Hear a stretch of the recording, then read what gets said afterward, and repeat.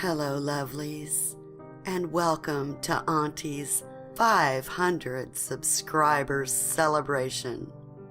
I want to thank all my lovelies who made this milestone possible, and I have a very special story for you tonight. It's ladies' night in the cottage. That's right. Auntie is joined by two very special and very talented narrators. Please welcome SpookyStories4U and Ozzette Mortis of Ozzette's Cabinet of Curiosities. It was wonderful having both these amazing ladies in my cottage, and I'd like to encourage you to follow their links in the description below and subscribe to them. Show them that creepy love.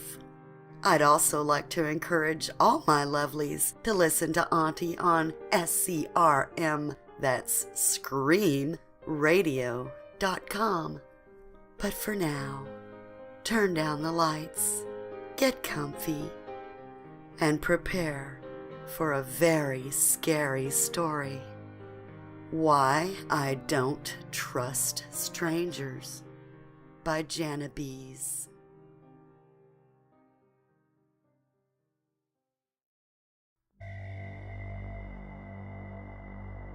It's been 8 years, and still nobody believes me about what happened and the things I've seen. I'm not sure if anyone ever will. I was only 10 years old when it happened, but I remember every dreadful detail. I dream about it every night, but I need to tell more people. It's imperative. This is why I don't trust strangers, and why you shouldn't either. I was once a 10-year-old homeless girl, surviving the bleak harshness of a big city full of big people, too busy to give me a second glance. It's ridiculous, isn't it, that a little girl couldn't get the help she needed? People never question a young girl alone because they always assume that an adult guardian must be near. I wasn't entirely alone, though. I had my big sister with me out on the streets. I blinked, allowing my tears to trail down my cheeks. My stomach growled loudly, but nobody would hear above the hustle and bustle of New York City. I held out my brown wool hat to the strangers striding past me. A few coins had already been donated, which might be enough to get me something from McDonald's later tonight. This had been a daily occurrence for months now. Instead of dealing with the heat of July, winter was here, and it was getting harder to solicit donations. Everyone walking past me wanted to get out of the chill air as quickly as possible. I scratched the back of my head roughly, grunting at how much my head itched. I craved a hot meal and a nice long bubble bath. I licked my chapped lips, wishing that I could have a cup of hot chocolate milk to warm my insides. My sister, 14-year-old Danny, was around another corner doing the exact same thing that I was doing. She was the most beautiful girl I had ever seen. Her dark red hair was shoulder length, and her green eyes seemed to gleam with brilliance. Every night we slept in an alley next to a vent that let out a steady stream of hot air from an apartment complex. We pooled our money together each evening and put half of it aside.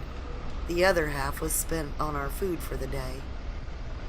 The clink of a few quarters dropped into my hat. I looked up gratefully. "Thank you so much," I said meekly. An old woman wrapped in an expensive-looking black fur coat stopped in front of me. She was draped in jewelry. Her hair was dyed an awful fake red and was pulled back into a tight bun.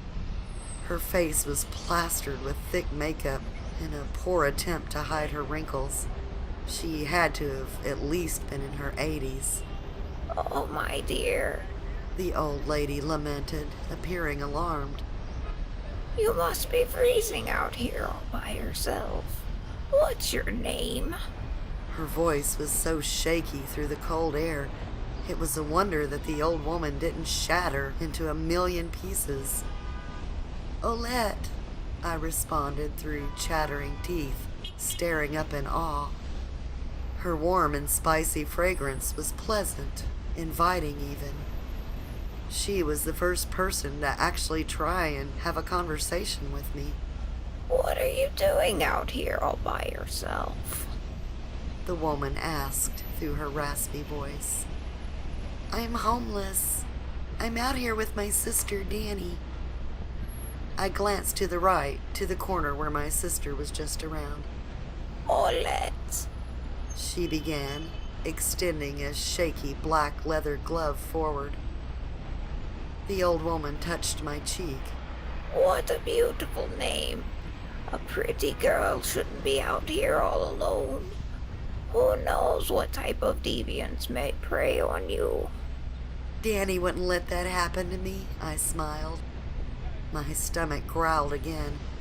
You must be so hungry. Why won't I take you and your sister out for a hot meal? The old lady offered. Oh my God, yes, please. I'm starving. I didn't think twice about it. What kid would?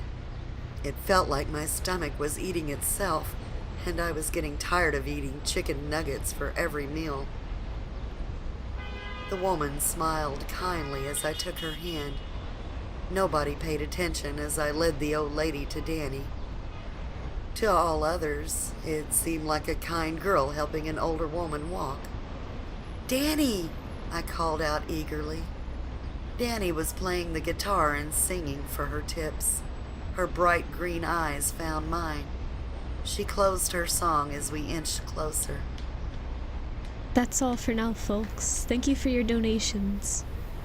She announced, taking a dramatic bow before sweeping up her hat from the concrete. This is, I cocked my head up at the old woman, unsure. Miss Aimal. She introduced warmly. She wants to take us out for food, I commented brightly. Dani raised an eyebrow suspiciously. Her eyes raked Mrs. Aimal disbelievingly. She grabbed my other hand and pulled me to her side, my fingers slipping out of Mrs. Aimal's. Why? We can get our own food just fine without you. Child, I just want to take you both someplace warm, where you can enjoy a nice hot meal. Mrs. Aimal sounded hurt. In exchange for what? My big sister questioned. Absolutely nothing. Exclaimed Mrs. Aimal. I'm old and dying. I'm trying to do good things for others before my time comes. She sighed. I cannot stand to see children suffering. Can we go, please? I begged, tugging on Dani's sleeve. I'm tired of eating from the McDonald's dollar menu. Dani peeked down at me with her lips pursed. She considered me for a moment. Whatever she saw in my eyes finally made her reach a decision. Where? She asked simply, not taking her eyes from me. Half an hour later, after Mrs. Aimal called her driver, Dani and I were dining in an upscale restaurant in Manhattan. I was sipping on my coveted hot chocolate with a plate full of chicken and mashed potatoes in front of me. Dani was scarfing down an enormous burger and stuffing fries into her mouth, while Mrs. Aimal was dining on a classic Caesar salad. I couldn't remember a time when I was happier than at that moment. I had never been to a restaurant before. Our parents had never taken us out like this. Some more chocolate milk for Ozzette, please. The old woman waved down the waiter. And a piece of cheesecake for both of them. As we ate our dessert, Mrs. Aimal asked a question that I felt was the responsibility of any adult to ask. Why are you girls out on the streets by yourself?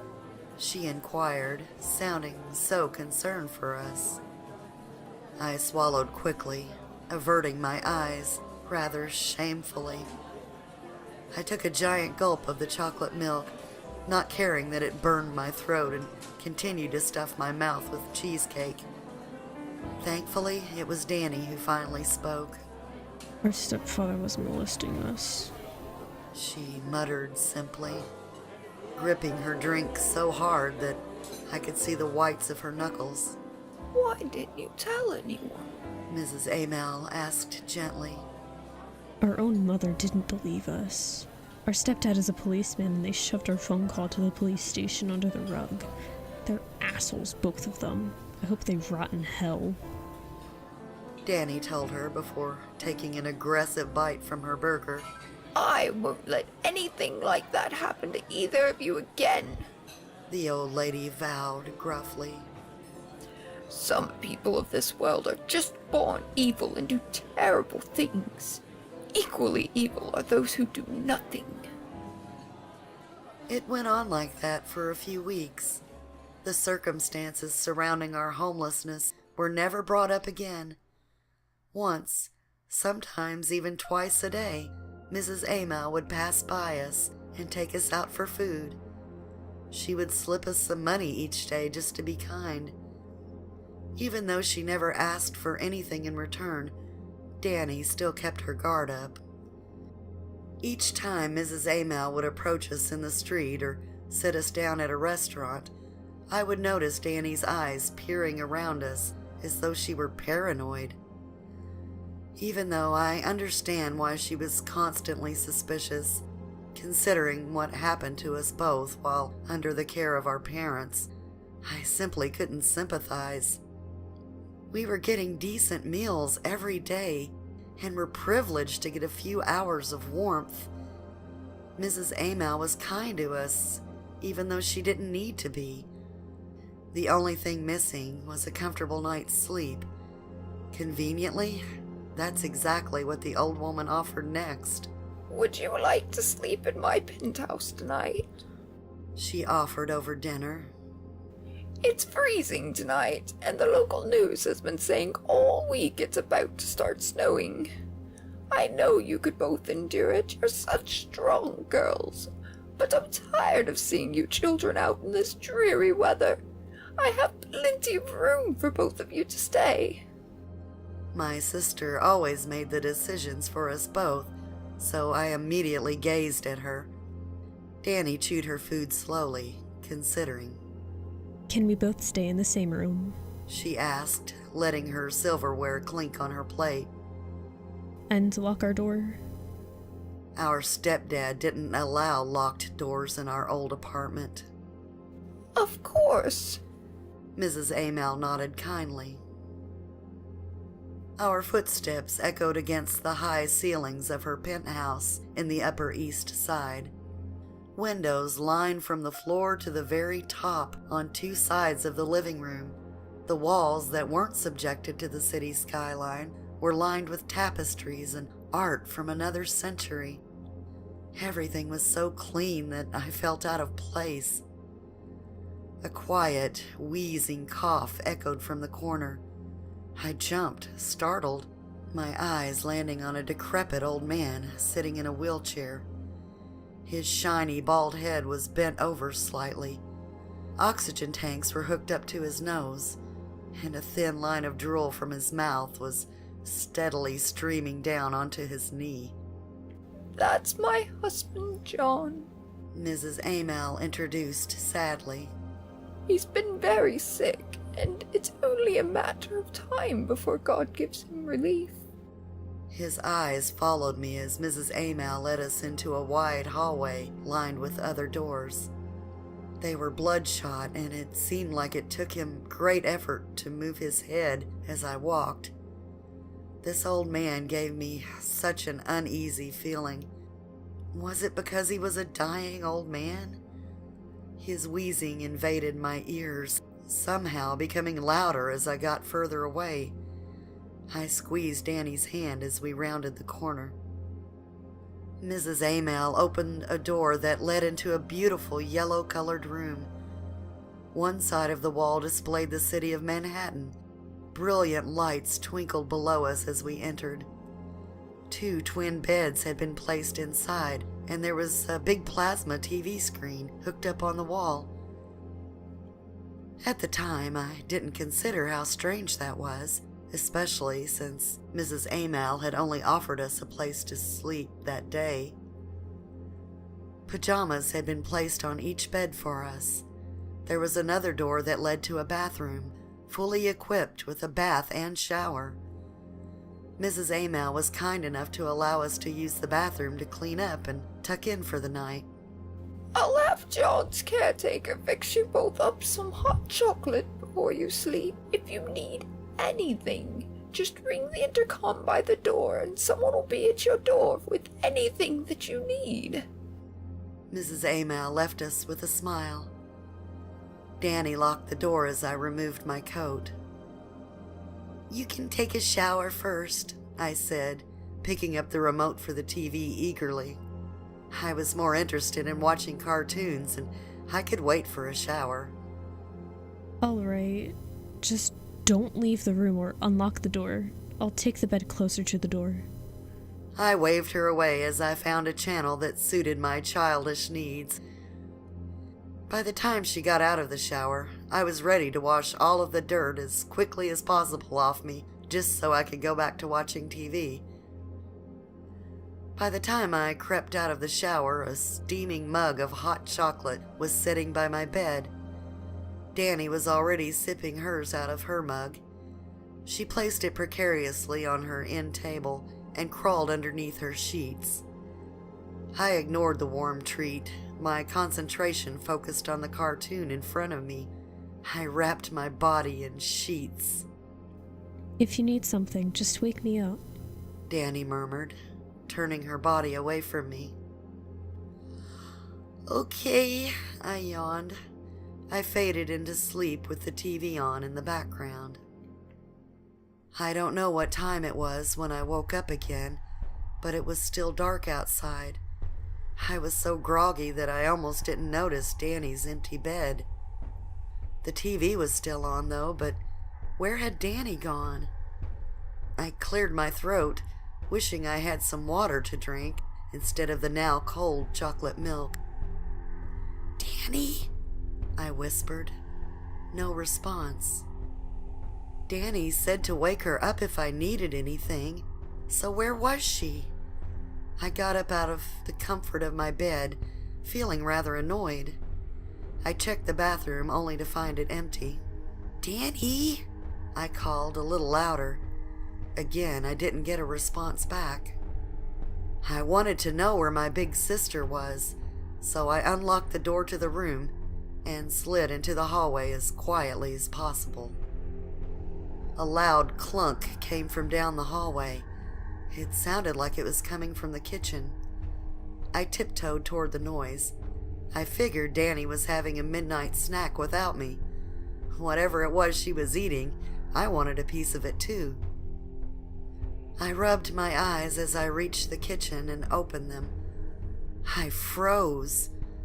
I didn't understand what I was seeing. The only thing illuminating the scene was the dim light from above the oven.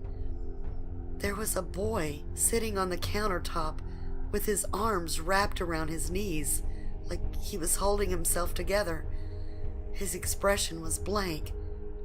I thought he was paralyzed. This kid was younger than me. He couldn't have been older than 7. There was a mug sitting right next to him, just like the one in my room. There was a dark liquid substance all over the counters and on the floor. It smelled like the coins I would collect out on the streets. Wheezing, the old man. He was standing in his underwear facing me. He hadn't seen me yet due to my cover of darkness. His eyes were no longer bloodshot, but pits of darkness. With surprising strength, John picked up the child with his hands. His fingers had transformed into claws. A loud cracking came from his jaw as he opened it. It elongated to inhuman length, revealing razor-sharp teeth. He placed the child head first, halfway into his mouth, and bit down through bone, gnashing through with ease. Blood gushed and spilled all over the monster as it chewed rapidly. It swallowed, opening its visceral mouth and shoving the other half of the child inside. His joints started snapping as his legs and arms stretched. What I initially thought were small black spikes turned out to be hair growing from his head at a steady rate. The skin all over his body began to tighten, smoothing out the wrinkles as muscles formed underneath. Are you starting to feel better, sweetheart? A feminine, deformed voice spoke from the corner.